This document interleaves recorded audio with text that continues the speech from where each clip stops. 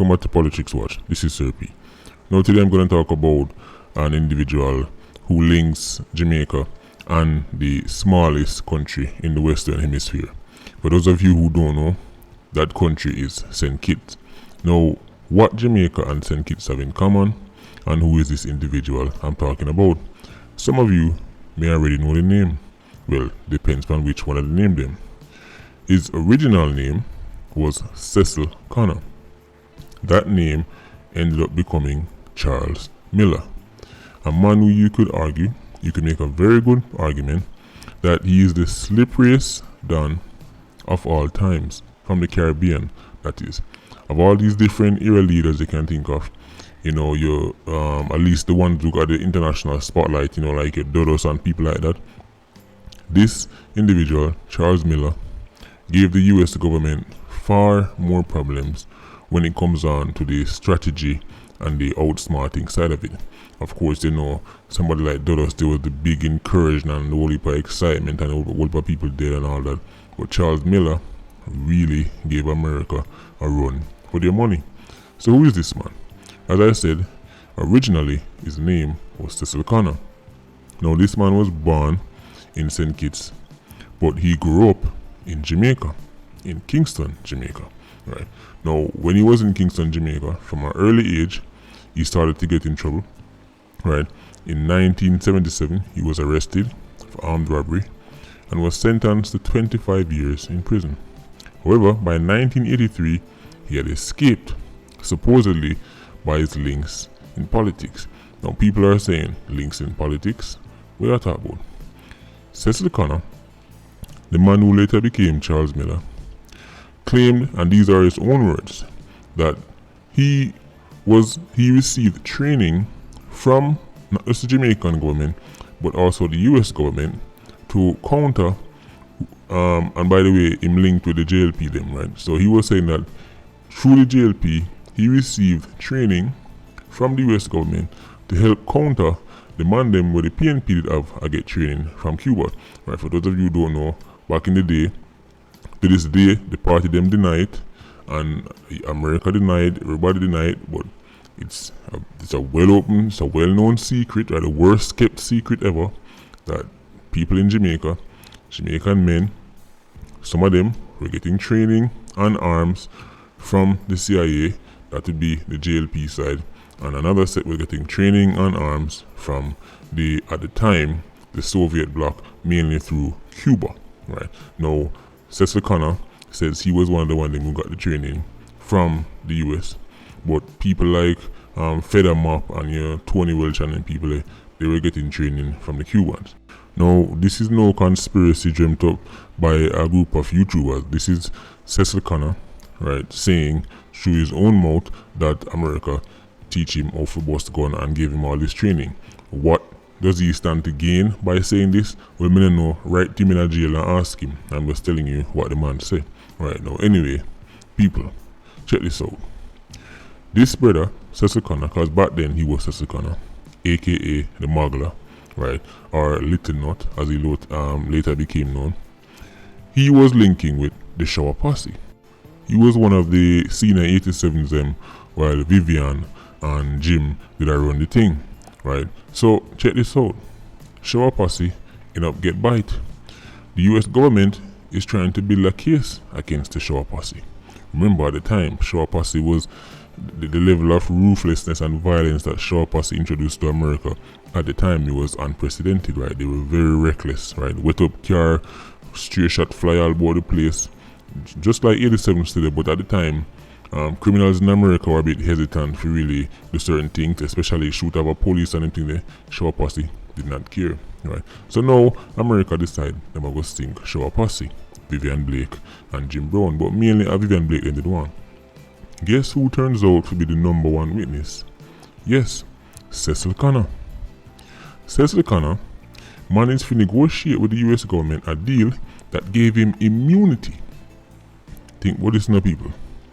Cecil Connor, the average, normally when time America give a deal, them give a reduced sentence, like how some of the bull get about 5 years, some of the bull with 19 murders get 5 years. Guess what? Cecil Connor, aka the Muggler, he negotiated a deal where he got no time, immunity, complete immunity, right? Just to try to show the kind of brains that this brother was using in America. So, in return for his testimony, and by the way, as you can see on the screen right now, check it out for yourself. When the man done talk, them end up get 275 pages worth of information. That is an entire book. Cecil Connor, right, who later became Charles Miller, gave an entire, forget about paragraph, forget about statement, forget about essay. The man provide a novel. The man provide a Hollywood novel full of information. This is not just a pipe or leak. This is the Mona Dam, busway and floodway the whole of Kingston. Remember, I know, Cecil Connor was a top killer in a shower posse. In his own words, he took part in an operation, an infamous operation where 5 people were killed at once. And one of them was a pregnant woman who kneeled down and begged for her life. Right, this happened in 1984 in one of them courthouse there. Right, you know that they know that court deal go bad. They don't know it go already. Right, and the man they make she kneel down, pregnant woman, and them still wet her up. But check this. In the process of testifying against Vivian Blake, because as I say, really Vivian Blake, them did want. Remember, people, Jim Brown is the face of Shower Posse. Jim Brown is the name enough people know, but it is Vivian, right? It was Vivian who was really the brains behind Shower Posse. And America, America will go out for the brains. So a Vivian Blake, Shower Posse, a Vivian Blake, America, did really want to sink. And this man was going to help them do it. But in the process of giving them the information, the 275 pages of information, it turns out that the courthouse get shocked because them start to realize that, hold on, this brother here is 10 times worse than Vivian Blake. Maybe him we should have tried fling with. See they on your screen right now, right? Connor had become an even worse nightmare for the US prosecutors than Blake, right? Because by the time him done talk what him do, and them realize, hold on, and that brother will really give immunity, right? And then check this, and show how good a witness he was. As you can see on your screen, he was quoted as saying, or the defense attorney was quoted as saying, he was brilliant. If the government had a witness like that in every case, they'd never lose. Think about that. Imagine touching the stand, and the defense, the court system said, boy, if we did have a witness like this, if we did have the Mona Dam, because this is not no NWC pipe, this is the Mona Dam. If the Mona Dam turned up in every court case, the US government would never lose a case. This is why I'm telling you, sir. The idea about bad man yet informer is nonsense. The whole informer stigma thing is a complete joke because bad man is the biggest informer. When time them get catch, right, at them give up the most information, right? When them that road, don't trust me, when them that road is a different story, When them that road, them come shoot you 100 times and take off fling your head and fling this in a gully and fling river and fling head in a rear cobra and all kind of things. That's how them go on.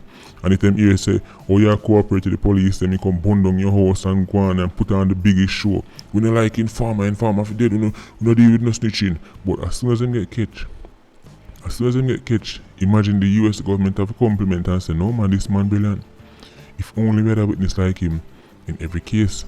So that is why I've always laughed at the idea of gunman I call people informer, and I encourage people to talk to the police because the same gunman will try make you afraid for being informer. This is how them turn up when them drop in front of the court system, right? So check this now, people. After giving 275 pages worth of information, when him done, then put him in the witness protection program. Claim say I'm gonna start over him life, you're gonna be a new guy. Guess what happened? Cecil Connor take himself off of the witness protection program and went back to St. Kitts. This is after him seeing too much man in a shower pass, right? 275 pages. When the man reached back at St. Kitts, guess what he did? When we tell him about Apex 87s, or Apex criminals, he went right back to dealing with the Diet Coke. But now he was even stronger because he had all the knowledge from the shower posse. Right? But not only that, he also had the knowledge of how the US justice system work because he was cooperating with the justice system. Right? So now, him in St. Kitts and Nevis, him have all the same old contacts, and even though it was public knowledge, so film testimony help sing enough man in a show posse. St. Kitts and Nevis, of course, it didn't matter because at the time it was a relatively peaceful country, right?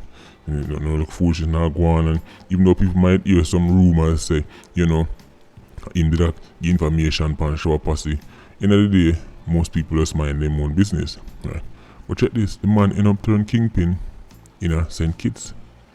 The man end up make St. Kitts get hot like fire.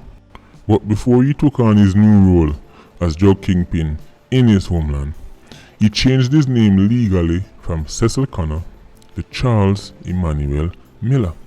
So the man back in the place with new name, right? Enough people well, not enough people, nobody now gonna know that name there. So unless they know him by face, it is almost impossible to know that this man was the same man who did in a shower posse caused much problem and kill much people. Let me give you an infamous incident that went down to show you just how powerful Charles Miller got in St. Kitts. It was said that a large shipment of Diet Coke dropped on the island because by now he was making the links with the Colombian them where they were using St. Kitts as a port for move on them Diet Coke to other countries, right, mainly North America. Right. Remember, I know the once quiet St. Kitts. 9,000 pounds of Diet Coke turned up on St. Kitts September 1994. It was buried on a beach. 9,000 pounds. Check this now, people. Our brother got there and supposedly, right, because it was Charles Miller and film team them accuse him of this. Right, but a brother go there and make some of the Diet Coke end up missing. Him and his girlfriend end up got killed for it. Do you know who that youth was? He was the son of the former Deputy Prime Minister of St. Kitts. Yes, the Deputy Prime Minister son, right, of St. Kitts at the time, supposedly no say Charles Miller bring in the 9,000 pound with a Diet Coke or the most friend, right, and go there, go move some of it. And when Charles Miller found out, he killed not just the youth, but he also killed his girlfriend. Now imagine who you have to be, how powerful do you have to think you are, or at least, well, know you are, at least in Charles Miller's case, to think to yourself, you know what I'm going to do? I am going to go kill the Deputy Prime Minister's son because him take my money. The deputy, let me tell you something, people of Jamaica. No care how bad you think your done is, no matter how much links you think so you're done off on your corner and run off over your son, I'm telling you right now, say if him even go in bed one night, go dream, say him go kill the Deputy Prime Minister of Jamaica's son, before him wake up out of that dream there, he will have to go flatbridge, go chuck over it and drown himself. Because the pressure that would come down on any Don in Jamaica, no matter how bad they want to be, for killing the Deputy Prime Minister's son. In Jamaica now, for example, the current Deputy Prime Minister is the Minister of National Security, Horace Chang. Any bad man, anywhere they come from, was to attempt something like that, as me say, they made have to just chuck over flatbridge and make things easy upon themselves, because the wrath would be endless. In St. Kitts, Charles Miller not only take out the Deputy Prime Minister's son, but also him woman. But he didn't stop there. Check this now. There was a man called Jude Matthews. He was the head of the St. Kitts Police Diet Coke squad, because by now they have an entire squad to stop them. When the Deputy Prime Minister's son lost his life, the head of the St. Kitts Police Unit decides that he might go after Miller for all of this, plus the whole heap of Diet Coke and them thing there. So now the top cop, Jude Matthews, come out and say he has linked the killing of the Deputy Prime Minister's son and his daughter to Charles Miller. And guess what happened to him? Right outside of him house, right, shortly after him say and Miller carry out the killings them, and it was Miller drugs were they on the beach. Somebody pull up on him outside of him house and wet him up. Yes, the head of the St. Kitts police drug squad was killed. Think about that. That's like in Jamaica, the head of one of the big branch them like CTAC, or the head of FID, or the head of MOCA, or the head of Kingfish when they did one of them branch they get killed by a 87. Can you imagine that? Listen, even in Jamaica, a country where we don't know Jamaica murder rate already, remember the most senior cop to be killed in Jamaica's history, right, is a brother by the name of Gilbert Kamika, ACP Gilbert Kamika. And the way how him lose him life, well, when you would have seen that video, it wasn't a case for 87 targeting because he will come after them, right? So senior cops, very senior cops, are normally untouched, right? And even at St. Kitts, it was the same until Charles Miller went back. So now, the Deputy Prime Minister's son, Cross Miller, dead. The head of the St. Kitts drug squad, Cross Miller, spookily losing life. And check this out now, people. Even though officially Charles Miller was never brought before the courts for the death of Jude Matthews, the man who actually killed him, when he went on trial, Charles Miller was arrested, right, and accused for trying to tamper the jury. So Miller was arrested because he said he might try to get the jury for free the assassin, right, for free the man who killed Jude Matthews.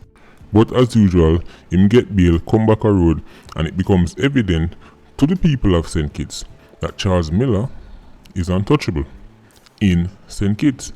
Now America decides, you know what? We want Charles Miller. Because remember, you know, they were allies when he was Cecil Connor. But now that's in gone back at St. Kitts, right? Mixed up in all kind of things. And people from St. Kitts will tell you, yeah, that style where if you even make $10 from the money missing, he used to go to people, give them one round to the head, broad daylight, going about in business. That's how powerful he was. So now America want him. America say, you know what? We're going to send for this brother. Because you know, when Uncle Sam send for you, you know it got ready. So, America put in them extradition requests. And at first, the St. Kitts court ruled against it. They were saying that the extradition request not legal, so them can't give him up. Jamaicans, does that sound familiar? Sound familiar, right? We heard that story? Okay, me couldn't bother even go this right now. Anyway, so the St. Kitts courts turned down the first couple requests and said they're not give him up. Check this out, people. America came out and played a little game. America say, you know what? True, we can't get him. He's untouchable. It look like same beat with another one there. I saw it go, one of them thing there. St. Kitts, Charles Miller, people have said, well, this man must be the Teflon Don. Because Uncle Sam backed down. Uncle Sam accepted and can't get somebody. Uncle Sam is saying that the protection him having at St. Kitts is too great. Could this really mean that Uncle Sam has officially meet in match? Somebody where him can't bring down? Everybody was surprised. But you see, Uncle Sam did have another card up his sleeve. It's the same card we use on Jamaicans. Anytime the local government decide them don't want to play ball. See, Uncle Sam started to take away the visa of the most powerful and influential people in St. Kitts. Again, Jamaicans, does that sound familiar? Yes, because at the time Charles Miller was living in one of the richest neighborhoods in St. Kitts. It's a small country anyway, right? He was living in the richest part of the country. He was rubbing shoulders with some very powerful people. Some of them really wasn't even his friend, to be honest, right? But the place was small, everybody knew everybody. America decided, alright, since the St. Kitts government now give him up, since them claim say, oh, he's a legitimate businessman and in the mix up and nothing, here we're gonna do. We're gonna start take away your visa, or this deal where you have with the American government, we're tear that up. Or remember the port you used to can't use in America, you can't use it again. And just like that, Uncle Sam started to hurt the economic interest of the most powerful people in St. Kitts. Guess what happened? Suddenly, the paperwork with St. Kitts government They said they can't sign on the St. Kitts course. They said them nah start out. Suddenly, those paperwork were back on the table. Suddenly, they were now negotiating with America to give up Charles Little Knot Miller. Little Knot was terrified. He was upset.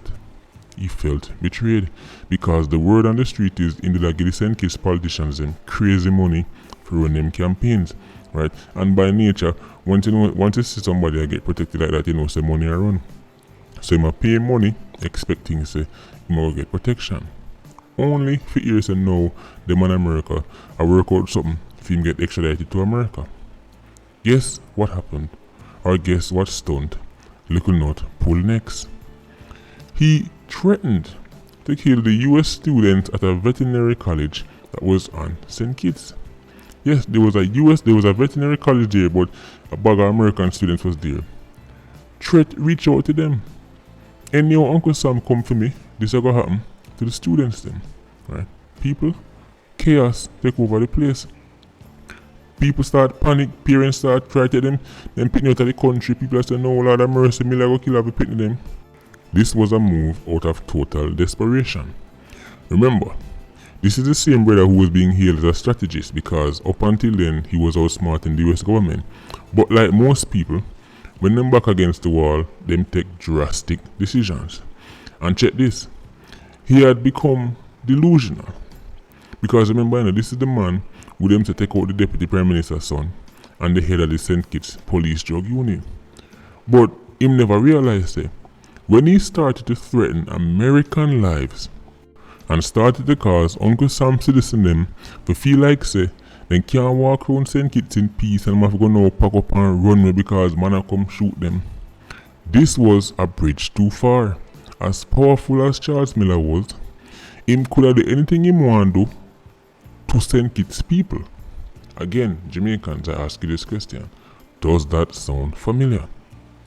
It's the same story all over.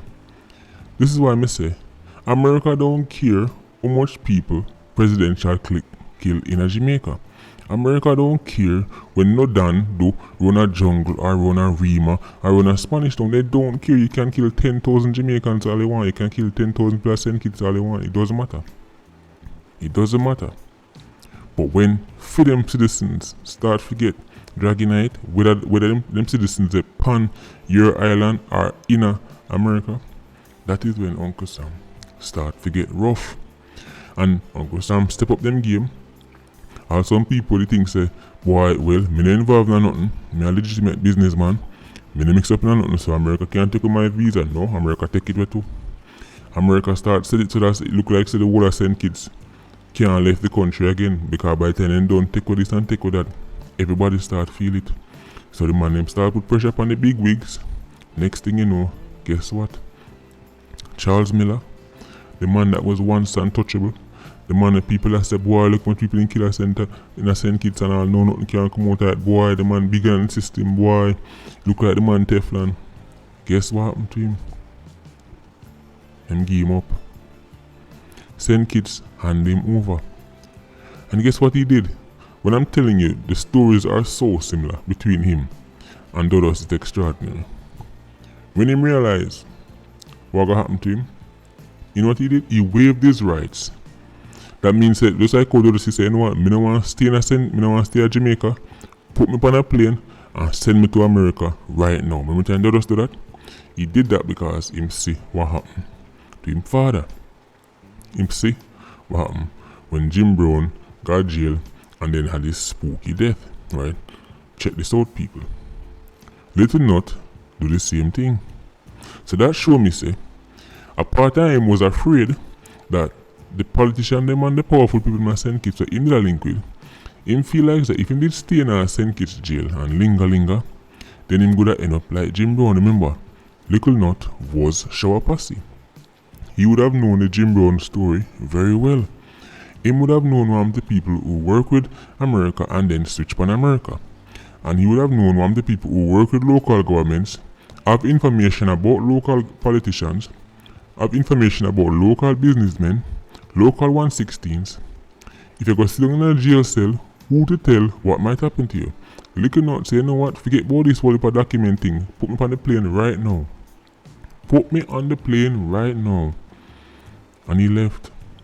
Little Nut went to America and them try him over there. America fling him away. But at least he's still alive.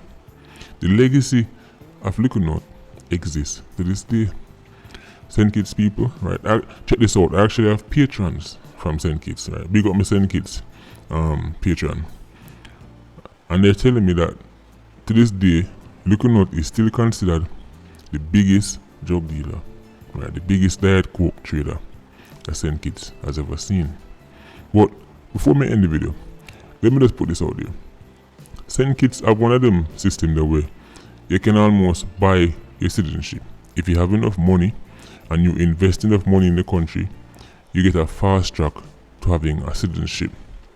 A lot of people use this as a way to get away from their home country. So when they have a problem, them use this and then go to St. Kitts, go lay low and start a new life. Guess who also did this? Another Jamaican, because Jamaican and St. Kitts link, you know. My really old time subscribers, matter what people who have been rocking with the channel, with the movement for a very long time, will remember a video I did about Skeng Don, Andy Chin, and the next man named Arthur Sharp. It was a story in the old Gleaner, right, that said these three men were the biggest Diet Coke dealers in Jamaica. The Gleaner says so. When I ran that story, of course, everybody know what happened to Skeng. Still doing thing, right? I guess he's retired now, right? When I really use Skeng that name, I call upon name thing that again, right? I guess he's retired. Supposed to be a big man by now in age, right? Andy Chin, me say Andy Chin get out fee money, coke out fee money, usual sad story. But the third individual, Arthur Sharp, used to be big in the race horse thing. Guess where Arthur Sharp is now? Guess where Arthur Sharp is a citizen of now? That's right, St. Kitts. Arthur Sharp, after the whole thing come out and him get listed as top 3 biggest druggies and all these things, I guess he thought to himself, you know what, when I left Jamaica, St. Kitts was the ideal country for him. So now, Arthur Sharp, right, is a 116 in St. Kitts, right? Just like that. Just like that. And I'm telling you right now, there are many islands all over the Caribbean where some of the wealthiest people left one island, go move to the next one, start a new life, and them sit down on some money where even though them they're in the Forbes magazine, and I see them on the TV, and I see them in a Gleaner, upon no rich list.